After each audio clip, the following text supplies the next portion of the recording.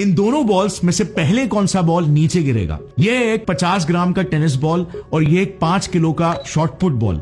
अगर मैं दोनों को एक साथ ड्रॉप करूं तो पहले कौन सा बॉल नीचे गिरेगा? अगर आपको भी लगता है ये भारी शॉटपुट बॉल पहले नीचे गिरेगा तो कांग्रेचुलेशंस, आप भी एरिस्टोटल की तरह सोचते हो और आप भी गलत हो।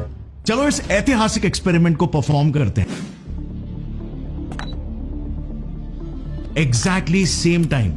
एक्चुअली आज से 2300 साल पहले एरिस्टोटल को लगता था कि हर एक ऑब्जेक्ट की टेंडेंसी होती है स्टेट ऑफ रेस्ट में आने की। सो जितना मैसिव ऑब्जेक्ट उतनी ज्यादा उसकी टेंडेंसी स्टेट ऑफ रेस्ट में आने की। बट गैलीलियो ने 1589 में लीनिंग टावर ऑफ पीसा से दो ऑब्जेक्ट्स को एक साथ गिराकर इसे डिस्प्रूव कर दिया था, बट इसके पीछे का एक्सप्लेनेशन नहीं दे पाए थे। जिस पर फिर न्यूटन ने काम करके फाइनली दिया कि ये इसीलिए हो रहा है क्योंकि ग्रेविटी नाम की एक फोर्स है जो दो ऑब्जेक्ट्स को उनके मास के हिसाब से नीचे खींच रही है। जिसका मास ज्यादा उस पर ग्रेविटी का फोर्स भी ज्यादा, और इसीलिए अल्टीमेटली ये दोनों ऑब्जेक्ट्स एक ही स्पीड से नीचे गिरेंगे। बट अगर ग्रेविटी एक फोर्स है तो न्यूटन इसे क्यों प्रूव नहीं कर पाए कि ये फोर्स क्रिएट कहां से हो रहा है? और इस वजह से आइंस्टाइन को पिक्चर में आना पड़ा ये प्रूफ करने के लिए कि ग्रेविटी तो असल में फोर्स ही नहीं है।